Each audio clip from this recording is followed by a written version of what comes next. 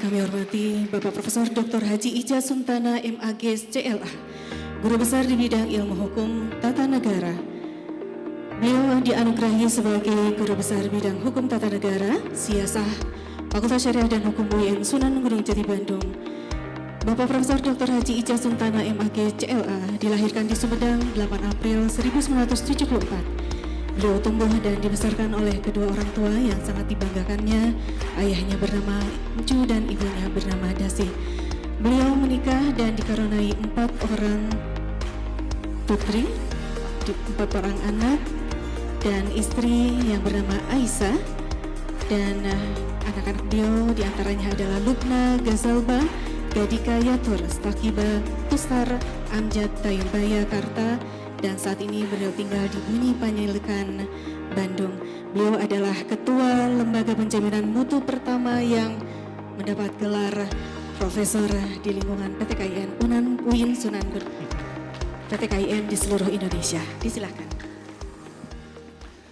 Terima kasih. Assalamualaikum warahmatullahi wabarakatuh. Yang saya hormati para guru besar di lingkungan Fakultas Syariah dan Hukum, yang saya hormati perwakilan Senat Universitas, yang dalam hal ini hadir Bapak Profesor Dr. Ija Bautanu sebagai Sekretaris Senat dan anggota Senat yang lainnya, yang saya hormati Bapak Dekan, yang saya ingin mengucapkan langsung terima kasih kepada beliau karena atas dorongan dan surat dari Pak Dekan ini, maka saya menjadi guru besar Pak Dekan. Sehingga saya ucapkan terima kasih kepada Bapak yang telah menghantarkan kami sehingga bisa meraih jabatan akademik tertinggi di dunia perguruan tinggi. Yang saya hormati para wakil dekan, yang saya hormati juga para ketua dan sekretaris prodi, para dosen, para mahasiswa dan undangan, dan secara khusus saya ingin menyapa istri saya yang paling cantik Pak Dekan. Itu ada Ibu Asia di sini. Kemudian saya juga membawa putra dan putri saya, ada Lubna Gazalba, kemudian ada Gadika Yatur, ada Sakiba Tustar, dan satu ini si Jalu namanya adalah Amjad Tanubaya Karta. Karena Karta itu adalah marga orang tuanya Pak. Pada kesempatan ini saya juga ingin mengucapkan terima kasih pada guru-guru saya yang hadir pada hari ini, yang sudah bareng tentu jasa beliaulah menghantarkan kami bisa sampai ke satu jabatan akademik yang mungkin diinginkan oleh semua orang. Dan saya ditunjuk pertama untuk menyampaikan orasi ilmiah, mungkin pertimbangannya adalah karena urusan umur Pak Dekan. Karena mungkin dari sekian yang ada ini adalah saya paling muda mungkin, tapi sebetulnya bukan itu yang paling penting, bahwa yang sebelum saya di sini nanti akan tampil itu adalah guru saya semua. Sehingga ingin menampakkan kepada Bapak dan Ibu bahwa salah satu murid yang dibesarkan oleh para guru besar, ada Pak Nur Rahman, mohon maaf, ada Profesor Nur Rahman, Profesor Hasan Ridwan, Profesor Siah, kemudian Profesor Aden, bahwa ada muridnya yang jadi guru besar gitu Pak. Dan ini saya ucapkan terima kasih pada Bapak dan Ibu yang telah membimbing kami sehingga kami menjadi salah satu guru besar di Fakultas Syariah dan Hukum. Kemudian saya juga ingin mengucapkan terima kasih pada Bapak dan Ibu sekalian atas bimbingannya sehingga bisa berdiri di sini, sehingga pada kesempatan ini kami ingin menyampaikan beberapa hal terkait pemikiran kami di bidang hukum hukum tata negara. Hadirin sidang senat dan para dosen, mahasiswa dan hadirin lainnya. Judul yang saya akan angkat pada kesempatan ini adalah tentang penerapan asas hukum tata negara untuk mengantisipasi gejala yang disebut dengan transkonstitusionalisme. Sebelum saya menyampaikan beberapa hal terkait dengan gejala tersebut, saya ingin menyampaikan bahwa kenapa kita penting mengangkat tentang asas-asas hukum tata negara. Asas hukum tata negara itu di dunia paling tidak ada dua tradisi besar. Yang pertama adalah tradisi yang dikembangkan oleh bangsa Romawi yang kemudian menghasilkan legal maxim. Kemudian yang kedua ada tradisi hukum ketatanegaraan yang dikembangkan oleh dunia Islam yang kemudian melahirkan yang disebut dengan kaidah siasa. Dua tradisi tersebut memiliki sejarah penting dalam pembentukan ketatanegaraan di dunia, sehingga menginspirasi terhadap sejumlah negara untuk menerapkan kaidah-kaidah yang dimiliki oleh dua bangsa tersebut. Di Indonesia kita mengetahui beberapa istilah atau beberapa terminologi legal maxim digunakan untuk memperkuat undang-undang dan memperkuat hukum. Kemudian juga kita mengenal di Indonesia ada beberapa istilah yang itu tidak lepas dari tradisi hukum Islam. Seperti dalam terminologi undang-undang. Kita mendengar yang disebut dengan istilah ada pasal, itu berasal dari kata paslun di dalam bahasa Arab. Kemudian ada ayat dalam undang-undang juga itu berasal dari bahasa Arab, artinya ayatun. Kemudian ada kitab, itu juga sudah barang tentu dari sana. Kemudian bab juga itu adalah bahasa yang ditransformasikan dari tata negara Islam. Kemudian ada dasar, yang kemudian jadi istilah undang-undang dasar. Dasar pun itu adalah bahasa Arab juga sama, yang kemudian jadi dustur. Kemudian dalam terminologi struktur hukum juga sama. Dalam institusi kita mengenal yang disebut dengan majelis hakim. Itu adalah percis bahasa Arab banget. Kemudian Dewan Perwakilan Rakyat juga itu adalah sebuah institusi politik di Indonesia. Juga diambil dari bahasa Arab, dari Diwanun, Wakilun, dan Rakyah. Kemudian Majelis Permusyawaratan Rakyat juga sama, diambil dari bahasa tradisi hukum Islam. Kemudian kita juga mengenal istilah lain dalam tradisi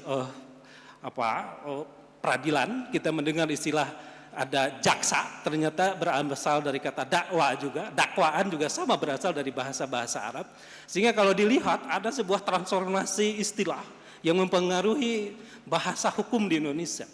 Oleh sebab itu kalau kita mau menyisir tradisi hukum yang kuat mempengaruhi hukum tata negara di Indonesia, itu sudah barang tentu lahir dari tradisi hukum Islam kalau kita lihat, dan kemungkinan ini adalah hubungannya dengan tradisi Turki Utsmani.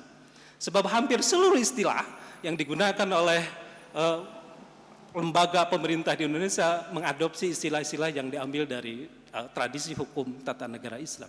Itu menunjukkan bahwa ada tradisi besar di dunia yang kemudian mempengaruhi tradisi hukum tata negara di Indonesia. Kemudian juga kita melihat beberapa istilah semacam kepala daerah. Ternyata berasal dari kata bahasa Arab yang artinya, yang bentuknya adalah kapilu dairah. Kafil itu adalah bahasa Arab, dairah itu daerah. Kemudian wali kota juga sama berasal dari bahasa Arab. Oleh sebab itu ada tradisi besar di dunia yang mempengaruhi terhadap ketatanegaraan negara-negara yang hari ini sedang menerapkan. Kemudian kalau kita tarik juga dengan beberapa tradisi besar yang ada dari hukum Romawi, kita dipengaruhi juga oleh hukum Romawi yang kemudian di Indonesia berkembang beberapa istilah legal maxim yang kemudian itu menjadi dasar untuk penrumusan hukum dan penerapannya. Hadirin sekalian, para anggota Senat dan para guru besar, kenapa kita penting untuk menerapkan asas hukum tata negara? Karena yang pertama bahwa agar hukum atau undang-undang memiliki acuan yang kuat. Jadi undang-undang itu tidak mudah goyah apabila sebuah undang-undang didasarkan pada asas hukum. Sebab hari ini kita menyaksikan bagaimana beberapa undang-undang di Indonesia yang bukan sekedar ditolak, tapi dibatalkan oleh masyarakatnya sendiri melalui sebuah mekanisme judicial review di Mahkamah Konstitusi. Itu bukan karena bahwa demokrasi kita berkembang memberikan keterbukaan, tapi permasalahan mendasarnya adalah ada dalam hal asas hukum yang diacu yang tidak kokoh. Sehingga dampaknya ribuan undang-undang diuji materi oleh rakyatnya sendiri. Bahkan sampai 2023 itu ada data bahwa Mahkamah Konstitusi telah menerima sebanyak 1.699 undang-undang yang semuanya itu adalah diminta untuk diuji materi, bahkan diminta untuk dibatalkan. Ini menandakan ada permasalahan sebetulnya, karena ternyata ada 303 undang-undang yang itu dibatalkan oleh Mahkamah Konstitusi. Pembatalan ini menunjukkan bahwa ada permasalahan dalam hal keberesannya undang-undang. Artinya ada asas yang di sana tampaknya itu tidak diacu, sehingga undang-undang itu bukan justru dilaksanakan, malah diperdebatkan. Kita repot melihat keadaan semacam itu. Jadi energi kita bukan habis untuk menerapkan atau melaksanakan undang-undang, tapi energi kita habis untuk memperdebatkan undang-undang, karena undang-undangnya terus-terusan kontroversi sehingga tidak bisa dilaksanakan. Bahkan ada satu undang-undang yang baru saja disahkan kemudian sudah diuji materi oleh banyak orang dan ingin dibatalkan. Ini menandakan sebetulnya ada permasalahan di dalamnya, yang menurut kami, menurut analisis kami di sana ada asas hukum yang tidak diacu dengan baik. Bahkan bukan sekedar asas dalam perumusan hukum perundang-undangan. Kita tuh negara yang paling unik sebetulnya. Kenapa? Karena negara Indonesia ini dibangun atau dijalankan di atas perdebatan ideologi yang berkepanjangan. Sampai hari ini orang masih ada yang menolak terhadap Pancasila, menolak terhadap undang-undang, dan menolak beberapa hal lainnya. Ideologi negara yang seharusnya kokoh kemudian jadi acuan dalam bernegara malah diperdebatkan panjang. Tapi untungnya negara Indonesia sekalipun berjalan di atas perdebatan ideologi yang berkepanjangan itu bisa berjalan. Kemungkinan besar menurut hemat kami bahwa ada permasalahan ketika kita menanamkan ideologi. Sebetulnya kita bisa belajar bagaimana Nabi Muhammad di Madinah ketika membangun ideologi, sehingga ideologi oleh bangsa orang-orang di Madinah pada waktu itu tidak sekedar diterima, bahkan diyakini memiliki dampak-dampak eskatologis namanya, memiliki dampak-dampak akhirat ketika tidak meyakini dan tidak menerima ideologi yang disampaikan. Ketika Nabi Muhammad menyampaikan tentang ideologi negaranya yang kemudian disebut Al-Quran dan hadis itu, lalu orang meyakini benar banget terhadap Al-Quran dan hadis, dan bahkan meyakininya bukan sekedar harus dilaksanakan, tapi apabila tidak dilaksanakan dampaknya pada neraka, sampai semacam itu. Itu sebetulnya adalah sebuah inspirasi ideologi bagi kita bagaimana membangun ideologi yang seharusnya kokoh, kemudian orang tidak memperdebatkan lagi. Sekalipun ya kita mengembangkan yang namanya demokrasi, tapi ketika ideologi terus dimasalahkan, kemudian kita tidak memiliki acuan yang kokoh, dampaknya adalah melebar kemana-mana. Hadirin sekalian, asas bernegara pentingnya itu yang pertama adalah itu, sehingga harus diacu. Kemudian yang kedua, apabila hukum atau peraturan perundang-undangan tidak memiliki asas, itu akan sulit untuk landing. Sehingga untuk melandingkan sebuah peraturan, kita memerlukan energi politik yang sangat gede itu. Sehingga kalau ada satu undang-undang yang dibuat oleh bangsa Indonesia, oleh negara, ingin dilaksanakan, ingin dilandingkannya itu harus meminta instrumen yang bahkan bukan hukum itu. Memintalah buzzer atau apa untuk memperkuat undang-undang tersebut. Kenapa? Karena permasalahannya itu terletak pada asas yang diacunya tidak beres, itu aja. Nah, oleh sebab itu kami menawarkan ke depan bahwa ketika perumusan undang-undang itu harus mengacu pada paling tidak pada dua tradisi besar di dunia. Yang pertama adalah tradisi hukum Romawi yang mengembangkan legal maxim, yang satu lagi adalah tradisi hukum Islam atau ketatanegaraan Islam yang mengembangkan kaidah siasa. Kemudian ada satu hal yang sekarang sedang jadi perhatian banyak orang, yaitu adalah gejala yang disebut dengan transkonstitusionalisme. Ini sebuah gejala di mana kemandirian negara untuk merumuskan hukumnya diintervensi oleh kekuatan-kekuatan internasional. Artinya bahwa ketika kita akan merumuskan undang-undang, lembaga-lembaga internasional meminta agar perumusannya itu mengikuti apa yang mereka buat. Kita melihat bagaimana contoh semacam undang-undang tindak pidana korupsi di Indonesia. Undang-undang tindak pidana korupsi di Indonesia itu mengatur tentang janji. Janji itu dianggap di Indonesia adalah sebagai tindak pidana korupsi apabila janjinya adalah menjanjikan memberi atau menerima suap. Bahkan hukumannya juga cukup tinggi, yaitu 1 sampai 5 tahun untuk janji korupsi. Tapi apakah itu relevan dengan tradisi dan budaya di Indonesia? Karena yang namanya korupsi itu ukuran kerugiannya harus jelas terlihat, kemudian subjek yang diserangnya juga jelas terukur. Hari ini ketika kita seseorang atau ada seseorang yang menjanjikan untuk memberi suap atau menerima suap, kemudian tidak terjadi, tapi karena ada saksi yang mendengar atau melihat kemudian dilaporkan, maka itu adalah sebuah tindak pidana korupsi di Indonesia. Tapi kerugian dan kemudian juga kerusakan negaranya tidak terlihat. Menurut hukum positivisme sebuah hukum yang menginginkan bahwa hukum itu harus terukur dengan jelas, itu yang namanya objek kerugiannya tidak jelas dan tidak terlihat. Oleh sebab itu ada permasalahan sebetulnya di Undang-Undang Tindak Pidana Korupsi. Oleh sebab itu kemungkinan besar satu saat Undang-Undang Tindak Pidana Korupsi itu akan diuji materi orang-orang dan akan digulingkan lagi dan minta diganti. Kenapa? Karena menjerat janji yang itu hanya sebuah rencana, kemudian dialihkan atau diposisikan sebagai perbuatan yang terlaksana. Ini menunjukkan bahwa ada masalah sebetulnya dalam hal asas yang diacu. Ada dua asas yang tidak diindahkan dalam penyusunan undang-undang itu. Yang pertama adalah asas ultima ratio.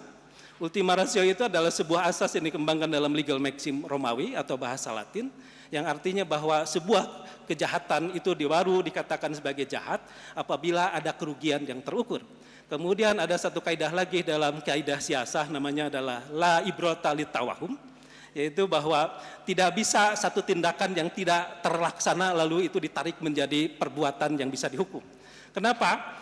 Karena di sana akan ada hak asasi manusia yang terlanggar. Orang sekadar janji mungkin bisa ditarik sebagai pelanggaran moral, bukan pelanggaran publik. Tapi ketika janji ditarik menjadi sebuah pelanggaran publik, maka dampaknya itu akan tidak beres karena akan memosisikan manusia sebagai manusia yang tidak pernah baik. Oleh sebab itu, hadirin sekalian, kami melihat ke depan bahwa perumusan undang-undang yang semacam itu harus mengacu kepada asas yang sangat kuat sehingga tidak mudah goyah dan tidak labil. Oleh sebab itu kami menawarkan ke depan bahwa dua tradisi hukum ketatanegaraan itu kita acu, yaitu adalah hukum ketatanegaraan dari Romawi yang dalam bentuk legal maxim, yang kemudian satu lagi adalah hukum ketatanegaraan dari Islam yang itu adalah menghasilkan kaidah siasat. Hadirin sekalian, mungkin ada yang kaget kenapa saya mendahulukannya Romawi dibanding dengan hukum tata negara. Karena bangsa Indonesia adalah bangsa yang plural dan tidak didominasi oleh satu bangsa, maka kami menawarkan dua tradisi itu dilebih dahulukan. Karena untuk mengayomi banyak bangsa, banyak masyarakat yang memiliki keyakinan dan agama yang berbeda. Sementara kenapa Islam kita tawarkan? Karena saya di awal tadi sudah menjelaskan bahwa tradisi ketatanegaraan Islam jelas mempengaruhi banget terhadap ketatanegaraan di Indonesia. Sampai beberapa istilah dalam ketatanegaraan kita semuanya hampir mengadopsi dari istilah-istilah yang dibuat oleh Turki Utsmani atau hukum tata negara Islam. Oleh sebab itu tawaran kami adalah sebuah undang-undang baru bisa akan dilandingkan dengan baik apabila mengacu pada asas atau filosofi hukum yang kokoh dan kuat. Saya akan akhiri orasi ini dengan ucapan terima kasih lagi kepada semua yang telah menyimak orasi kami, sekalipun mungkin bagi Bapak dan Ibu sekalian tidak menarik, tapi bagi kami bahwa hal itu perlu untuk disampaikan. Kenapa? Karena hal itu dianggap oleh kami akan mempengaruhi terhadap kesempurnaan dalam penyusunan undang-undang di Indonesia.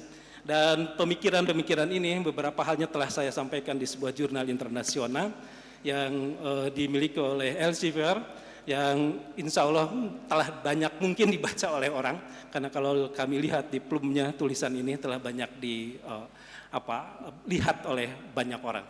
Terima kasih sekali lagi atas kesediaan Bapak dan Ibu yang telah bersedia mendengarkan orasi kami. Assalamualaikum warahmatullahi wabarakatuh.